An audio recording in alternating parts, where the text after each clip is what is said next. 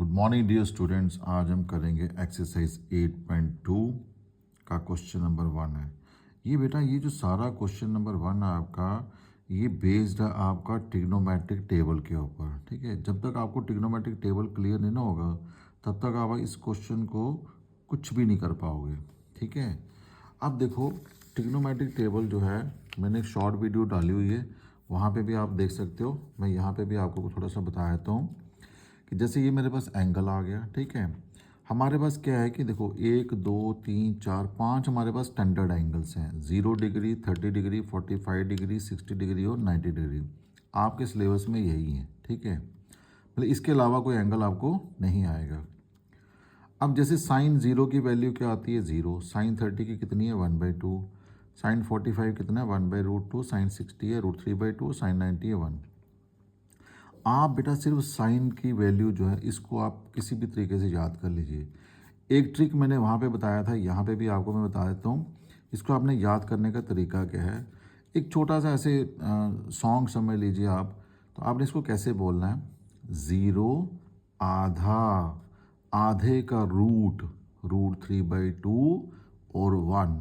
देखिए पहले 0 आ गया, फिर क्या आ गया 1/2 को आप क्या बोलते हो आधा। ठीक है, आधे का रूट, तो 1 का रूट तो 1 ही रहेगा, तो √2 का क्या आ जाएगा √2 ही रहेगा। ठीक है, फिर आगे क्या है √3/2 और 1। दोबारा सुनिए, 0 आधा, आधे का रूट √3/2 और 1।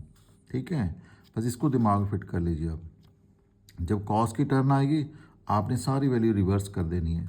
ये देखो यहाँ से ये पहले क्या आ जाएगा 1, फिर √3/2, फिर 1/√2, फिर 1/2, फिर 0। और जब tan की वैल्यू निकालनी है आपने, दोनों को डिवाइड करो, 0/1 कितना हो गया 0, 1/2 और ये 2 कट गया, 1/√3 आ जाएगा। देखो ये दोनों सेम है। ठीक है, तो ये भी कट गया, ये भी कट गया, तो बचा क्या 1। अब ये 2 कट गया, 2 कट गया तो √3 बचा, और 1/0 आपको पता ही है नॉट डिफाइंड होता है। ठीक है, तो इस तरीके से बाकी मैंने अभी 3 ही लिखी हैं, 3 तो यहीं से निकल जाएंगी। कोसेक के जो होता है इसका रेसिप्रोकल होता है, सेक के इसका रेसिप्रोकल होता है, और कॉट ए इसका रेसिप्रोकल होता है। ठीक है ना, तो कोसेक के की वैल्यू लिखोगे तो इसको उल्टा कर देना आपने, रेसिप्रोकल वैल्यू ले लेनी है आपने। तो उस तरीके से आप टेबल को कंप्लीट कर सकते हो। चलिए क्वेश्चन देखते हैं हम आगे। पहला क्वेश्चन है आपके पास है साइन 60। सबसे पहले आप इसकी वैल्यू लीजिए कि साइन 60 जो किसके बराबर होता है। ठीक है, नो द साइन 60 इज √3/2। ठीक है, साइन 60 की वैल्यू कितनी आ गई आपके पास, दैट इज, मैं यहीं से स्टार्ट कर लेता हूँ, that is √3/2। Now cos 30, so cos 30 is also √3/2। ठीक है, प्लस साइन 30, तो साइन 30 कितना आ गया 1/2 इंटू cos 60, तो cos 60 इज ऑल्सो 1/2।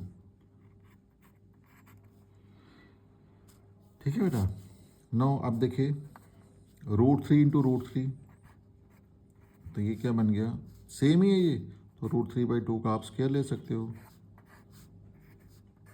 प्लस ये क्या आ जाएगा 1/2 का स्क्वायर आ गया यहाँ पे। ठीक है, आप देखो ये स्क्वायर और रूट कैंसिल, लेकिन यहाँ तो 3 आ जाएगा, लेकिन 2 पे भी तो स्क्वायर रहेगा, तो ये कितना आएगा 4, प्लस 1 का स्क्वायर 1 और 2 का स्क्वायर कितना आ गया 4 आ गया जी।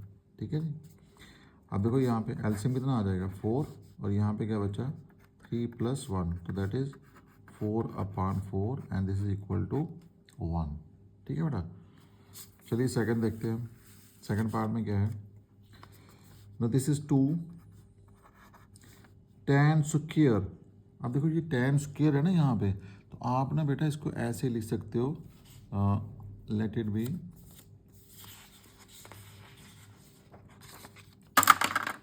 ये देखो कोई भी आपके पास ऐसे स्क्वायर में आ जाता है ना ट्रिग्नोमेट्रिक रेशियोज, मान लो साइन स्क्वायर थीटा आ गया, तो आप इसको क्या लिख सकते हो साइन थीटा का होल स्क्वायर, ऐसे आप लिख सकते हो। अब जैसे वहाँ पे क्या है tan स्क्वायर 45 है, तो आप इसको क्या लिख सकते हो tan 45 का होल स्क्वायर, और बीच में यहाँ पे वैल्यू डाल देना, तो 1 होती है इसकी वैल्यू, तो 1 का स्क्वायर कितना आ जाएगा 1 आ जाएगा यहाँ पे। ठीक है जी, तो आपने इसको tan स्क्वायर 45 है ना, तो ये क्या बन जाएगा आपके पास, दैट इज tan 45 का क्या आ जाएगा whole square plus cos square 30 है तो आप इसको ऐसे लिख सकते हो cos 30 का होल स्क्वायर। फिर साइन स्क्वायर 60 है तो आप लिख सकते हो साइन 60 का होल स्क्वायर। ठीक है। Now twice tan 45 is 1। Now cos 30 तो cos 30 आपके पास कितना आ रहा है √3/2। So this is √3/2। तो ऊपर क्या है इसका स्क्वायर है। नो साइन 60 तो साइन 60 भी कितना होता है √3/2 ही होता है। तो ये आएगा √3/2। तो ये आ जाएगा इसका भी स्क्वायर। ठीक है। अब देखो ये और ये तो सेम ही है ना, तो ये और ये क्या हो गया कैंसिल ही हो गया। तो आपके पास क्या बचा यहाँ पे तो 2 × 1 कितना आ जाएगा 2 ही आ जाएगा। तो इसका आंसर कितना हो गया 2 हो गया आपके पास। ठीक है। चलिए नेक्स्ट पे चलते हैं पार्ट नंबर 3 इसका। अब 3 में देखिए आपको क्या दे रखा है cos 45। ठीक है जी। cos 45 की वैल्यू कितनी होती है 1/√2। तो इसकी वैल्यू लगा लीजिए आप, दैट इज़ 1/√2 अपान में sec 30। तो sec 30 है तो पहले cos 30 देखो तो √3/2 है तो sec 30 इसका रेसिप्रोकल हो जाएगा। ठीक है। इसकी वैल्यू आप उल्टा कर लो आप, दैट इज कितना आ जाएगा 2/√3 बीच में प्लस है। नो cosec 30 तो sin 30 कितना है 1/2 तो cosec 30 कितना आ जाएगा 2/1। तो आप इसको ऐसे ले सकते हो दिस इज 2/1। ठीक है जी। चलिए अब इसको कीजिए सिंपलीफाई तो देखो क्या आता है। यहाँ पे चलो इधर कर लेते हैं। देखो यहाँ पे क्या आ जाएगा दिस इज इक्वल टू 1/2 1/√2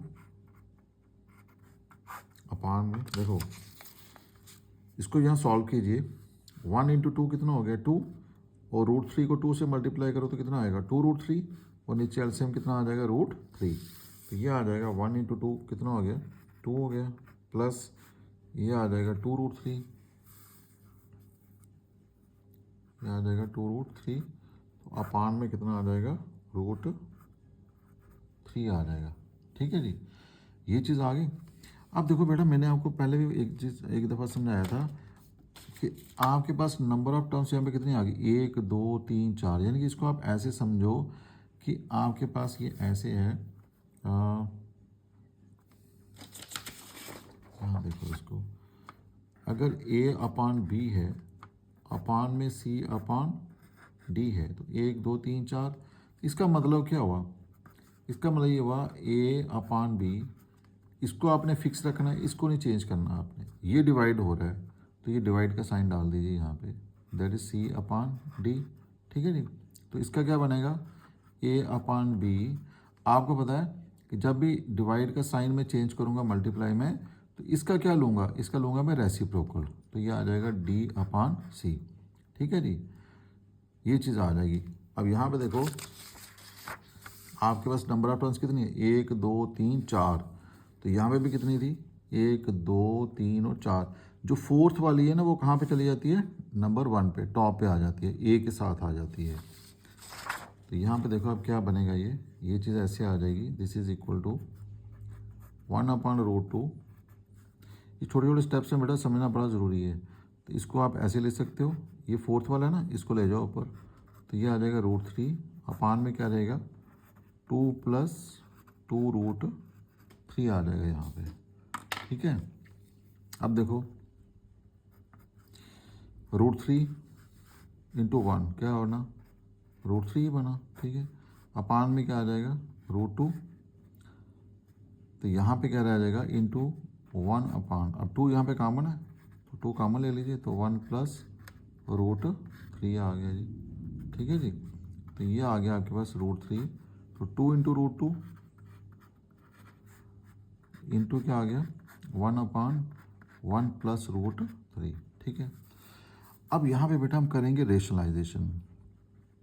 ठीक है।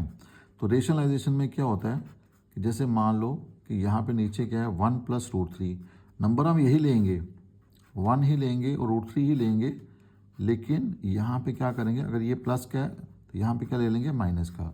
तो सेम नंबर से अब मैं इसको डिवाइड भी करूँगा ऐसे करके तो ये होता है रेशनलाइजेशन, ठीक है। अब देखो यहाँ पे ये तो √3 रहा, अपान में 2√2 रहा, ठीक है, इंटू यहाँ पे क्या आ जाएगा। अब देखो इसको मैं 1 से मल्टीप्लाई करता हूँ तो ये रहेगा, तो 1 माइनस √3 ही रहेगा।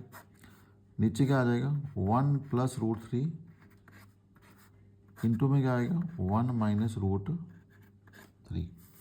अब देखो यहाँ पे आइडेंटिटी बन गई हमारे पास, ठीक है। तो आइडेंटिटी क्या बनी, a प्लस बी और a माइनस बी, तो a प्लस बी इंटू में a माइनस बी, तो ये क्या बनता है a स्क्वायर माइनस b का स्क्वायर।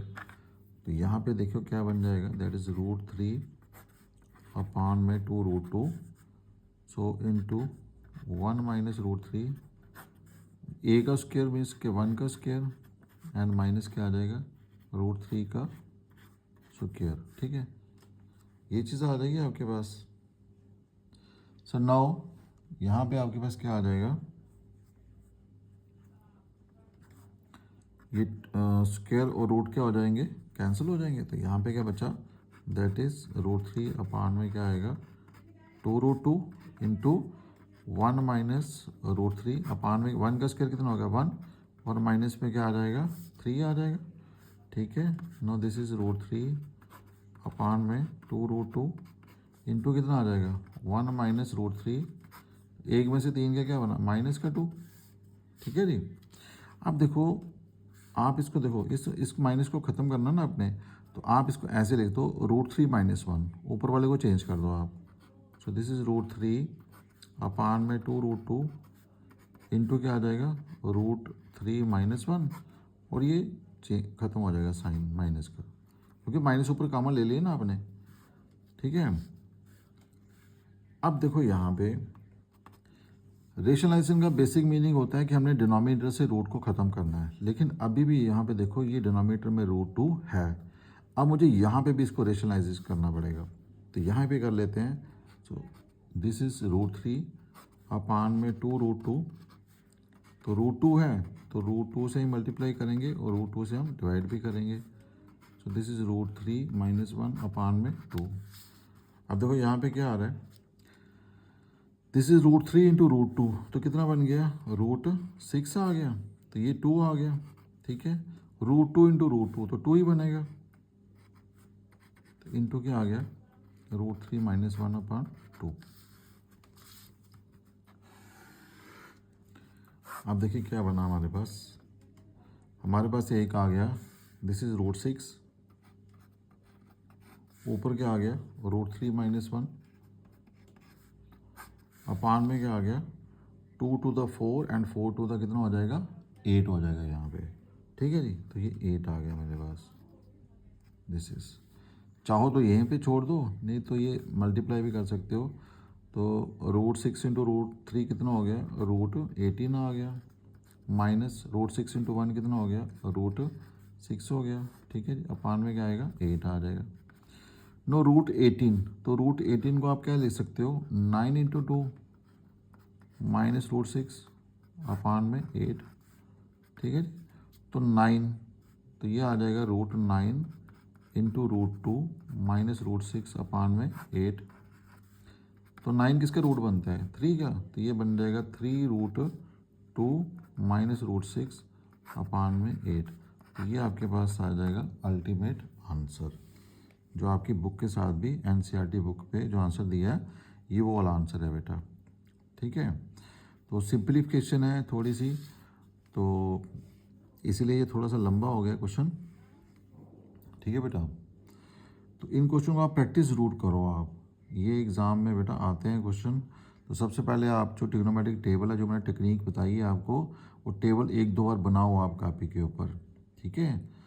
तो इस तरीके से आप इन क्वेश्चन को बेटा सॉल्व कर सकते हो। Hope you like the video बेटा, and please subscribe this channel and also share with your friends all. Okay बेटा, thank you, God bless you, have a nice day.